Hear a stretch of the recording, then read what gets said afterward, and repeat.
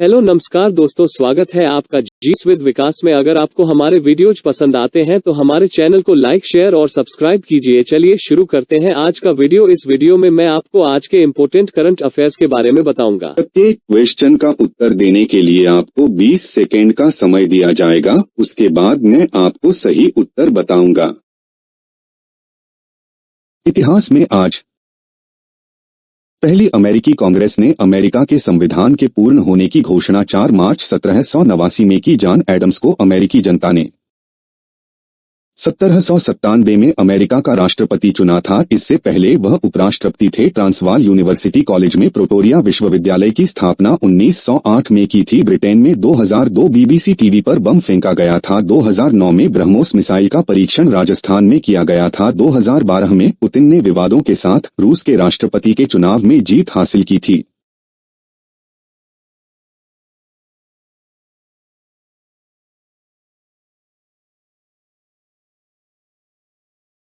Knight Frank के अनुसार किस देश में अरबपतियों की तीसरी सबसे बड़ी आबादी है? भारत में, नेपाल में, बांग्लादेश में, भूटान में।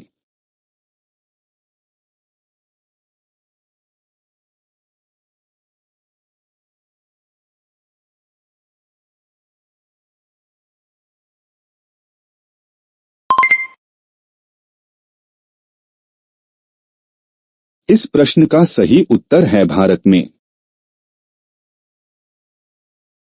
नाइट फ्रैंक के वेल्थ रिपोर्ट के नवीनतम संस्करण के अनुसार भारत में अल्ट्रा हाई नेटवर्थ व्यक्तियों की संख्या में 11% की वृद्धि दर्ज की गई है। वर्तमान में भारत में 145 अरबपति हैं और मुंबई में सबसे अधिक अरबपति हैं। दूसरे नंबर पर हैदराबाद है। हैदराबाद में 467 अरबपति हैं। बेंगलुरु में अरबपतियों की संख्या में सर्वाधिक वृद्धि दर्ज की गई है। इसके बाद सर्वाधिक वृद्धि दिल्ली में दर्ज की गई है। पिछले 5 वर्षों में दिल्ली में अरबपति की संख्या में 101.2% की वृद्धि हुई है। इसके बाद मुंबई में 42.6% और बेंगलुरु में 22.7% की वृद्धि दर्ज की गई है। वर्तमान में अमेरिका में सर्वाधिक अरबपति हैं, जबकि चीन दूसरे स्थान पर है। 2022 में भारत में लगभग 69% व्यक्तियों की संपत्ति में 10% की वृद्धि दर्ज की गई है।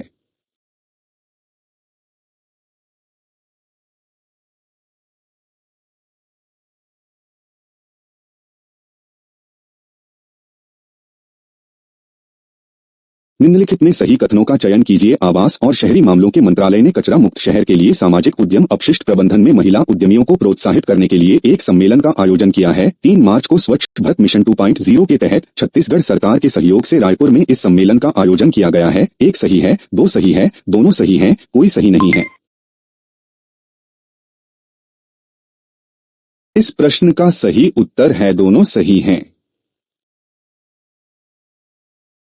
इसने राज्यों और शहरी स्थानीय निकायों को विभिन्न केंद्रीकरण और विकेंद्रीकरण अपशिष्ट प्रबंधन प्रथाओं को सीखने के लिए एक मंच प्रदान किया है। सम्मेलन के दौरान कचरा मुक्त शहरों के लिए राष्ट्रीय क्षमता निर्माण फ्रेमवर्क भी जारी किया गया। दिन भर चलने वाले कॉन्क्लेव में 17 राज्यों और उनके यूएलबी प्रतिनिधियों ने भाग लिया।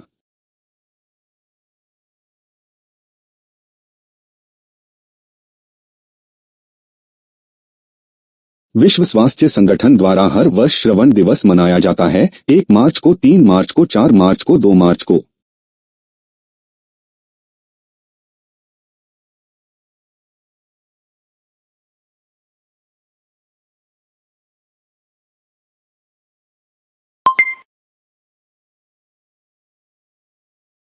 तीन मार्च को। विश्व स्वास्थ्य संगठन हर साल 3 मार्च को विश्व श्रवण दिवस मनाता है। यह बहरेपन को रोकने के लिए लोगों में जागरूकता बढ़ाने और दुनिया भर में कान और सुनने की देखभाल को बढ़ावा देने के लिए शुरू किया गया है। विश्व श्रवण दिवस 2022 का विषय to hear for live listen with care है। विश्व स्वास्थ्य संगठन के अनुसार बहरेपन के बारे में जागरूकता बढ़ाने के लिए 2007 में इस दिवस की स्थापना की गई थी। इसे शुरू में अंतर्राष्ट्रीय कान देखभाल दिवस के नाम से मनाया जाता था। 2016 में विश्व स्वास्थ्य संगठन ने इसका नाम बदलकर श्रवण दिवस कर दिया था।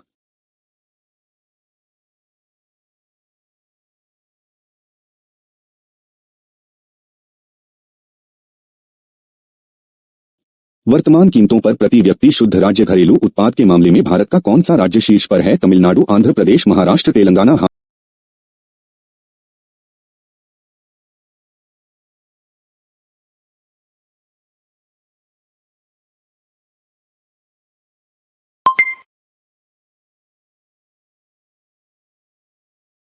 इस प्रश्न का सही उत्तर है तेलंगाना। शुद्ध राज्य घरेलू उत्पाद के मामले में तेलंगाना ने शीर्ष स्थान हासिल कर लिया है। 2014 में तेलंगाना ने स्टार्टअप स्टेट की मनोवृत्ति के साथ अपनी यात्रा प्रारंभ की थी। इसका उद्देश्य लचीला विस्तार के लिए खुला और सुशासन का एक अनूठा मॉडल विकसित करने के लिए समर्पित होना है। तेलंगाना का सकल घरेलू उत्पाद 2011 में 3,59,434 करोड़ से बढ़कर 2021-22 में 11,54,860 करोड़ हो गया है। पिछले एक दशक में राज्य के सकल घरेलू उत्पाद में 31.12% की वृद्धि दर्ज की गई है, जो देश के किसी भी राज्य की वृद्धि से अधिक है। तेलंगाना के सीएम चंद्रशेखर राव के नेतृत्व में तेलंगाना में कई योजनाएं चलाई जा रही हैं। रायतु बंधु किसानों से संबंधित योजना है। कलेश्वरम तेलंगाना के खेतों को पानी उपलब्ध कराने के उद्देश्य दुनिया की सबसे बड़ी लिफ्ट सिंचाई परियोजना है। गर्भवती और स्तनपान कराने के लिए महिलाओं को बुनियादी और पूरक भोजन और पोषण का प्रावधान सुनिश्चित करने के लिए आरोग्य लक्ष्मी योजना।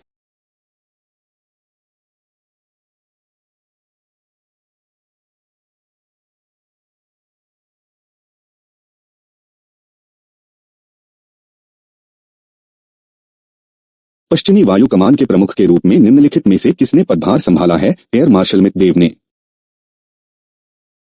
श्री कुमार प्रभाकरण ने, एयर मार्शल आर.जे. डकवर्थ ने, एयर मार्शल विक्रम सिंह ने।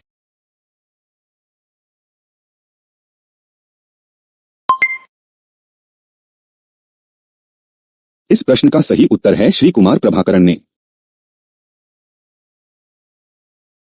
एयर मार्शल श्री कुमार प्रभाकरण ने पश्चिमी वायु कमान के air officer commanding in chief के रूप में पदभार ग्रहण किया है। वह राष्ट्रीय रक्षा अकादमी से स्नातक हैं और उन्हें 22 दिसंबर 1983 को एक लड़ाकू पायलट के रूप में नियुक्त किया गया था। उन्होंने एयर मार्शल अमित देव का स्थान लिया है, जो भारतीय वायु सेना में 39 साल की विशिष्ट सेवा के बाद सेवानिवृत्त हुए हैं। अक्टूबर 2005 में उन्हें वायुसेना पदक मिला और 2022 में उन्हें अति विशिष्ट सेवा पदक दिया गया। पश्चिमी वायु कमान का मुख्यालय नई दिल्ली में है।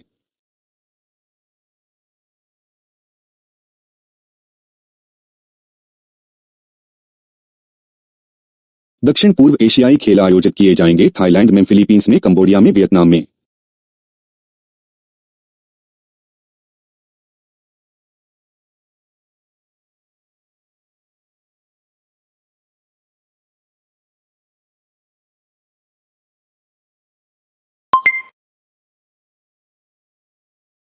इस प्रश्न का सही उत्तर है वियतनाम में। दक्षिण पूर्व एशियाई खेल 12 से 23 मई 2022 तक वियतनाम में आयोजित किए जाएंगे, जो क्षेत्र का सबसे महत्वपूर्ण खेल आयोजन होगा। इस आयोजन में लगभग 10,000 प्रतिभागियों के भाग लेने की उम्मीद है, जिसमें 40 खेल और 526 कार्यक्रम आयोजित किए जाएंगे। इस कार्यक्रम का मुख्य स्थल वियतनाम की राजधानी हनोई के साथ 11 पड़ोसी शहरों में होगा। द्विवार्षिक कार्यक्रम मूल रूप से नवंबर 2021 के लिए निर्धारित किया गया था, लेकिन वियतनाम और आसपास के क्षेत्रों में कोविड-19 के कारण कार्यक्रम को स्थगित करना पड़ा था। वियतनाम इससे पहले इस आयोजन की मेजबानी 2003 में कर चुका है। वियतनाम पिछले संस्करण में 98 स्वर्ण, 50 रजत और 105 कांस्य पदक के साथ मेजबान देश फिलीपींस से पीछे दूसरे स्थान पर था। एक दक्षिण पूर्व एशियाई देश है। यह अपने समर्थकों, नदियों और वो शिवालयों के लिए जाना जाता है। इसकी राजधानी हनोई है और मुद्रा वियतनाम डोंग है। फॉर्म मिन्ह चिन वियतनाम के वर्तमान प्रधानमंत्री हैं।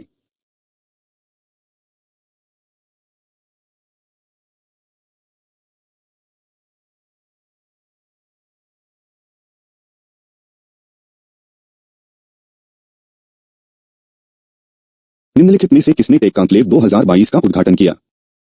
प्रधानमंत्री नरेंद्र मोदी ने, राष्ट्रपति रामनाथ कोविंद ने, आईटी मंत्री अश्वनी वैष्णव ने, रक्षा मंत्री राजनाथ।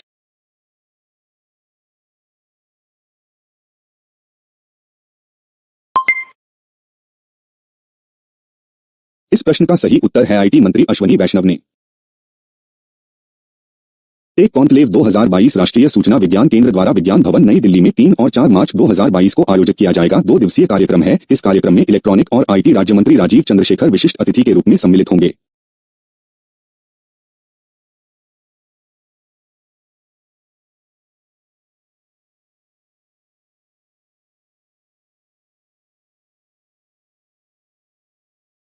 विश्व वन्यजीव दिवस मनाया जाता है 1 मार्च को, 2 मार्च को, 3 मार्च को, 4 मार्च को।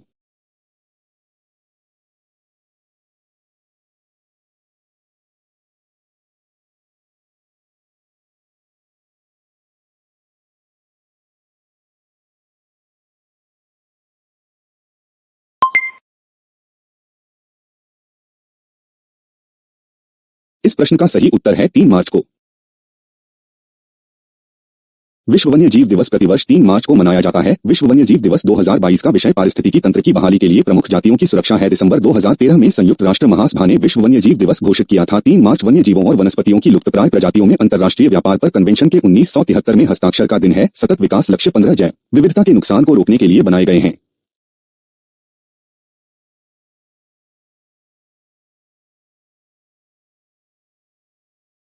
2022 में सतत विकास लक्ष्यों के लिए जारी रैंकिंग में भारत किस स्थान पर है? 117, 119, 120, 121।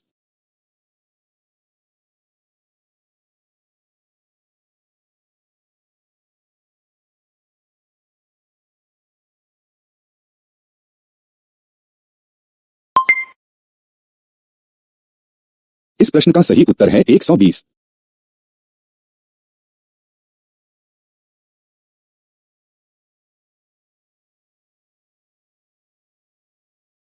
भारत को सतत विकास लक्ष्यों में 120वें स्थान पर रखा गया है। पिछले साल भारत की रैंकिंग 117 थी। भारत का समग्र सतत विकास लक्ष्य में स्कोर 100 में से 66 है। ताजा रैंकिंग में पाकिस्तान को छोड़कर भारत अपने सभी पड़ोसी देशों से पीछे है। भारत में भुखमरी से मुक्ति, अच्छे स्वास्थ्य और आरोग्यता, लैंगिक समानता और संवहनीय शहरी और सामुदायिक विकास आदि एसडीजी पर भारत का प्रदर्शन खराब रहा है। रिपोर्ट के अनुसार भारत ने गुणवत्तापूर्ण शिक्षा और भूमि पर जीवन के मामले में भी अच्छा प्रदर्शन नहीं किया है। बिहार और झारखंड 2030 तक एसडीबी हासिल करने के लिए सबसे कम तैयार प्रदेश हैं। सतत विकास लक्ष्य को 193 संयुक्त राष्ट्र देशों ने 2015 में अपनाया था। 17 लक्ष्यों पर आधारित है। इन्हें वर्ष 2030 तक हासिल करने का लक्ष्य रखा गया था। यह सभी के लिए बेहतर और अधिक टिकाऊ भविष्य प्राप्त करने का एक खाका है।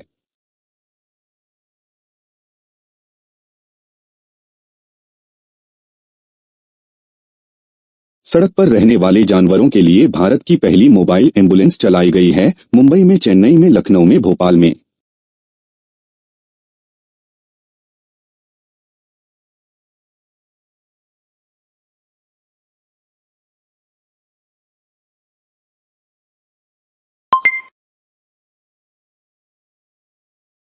इस प्रश्न का सही उत्तर है चेन्नई में।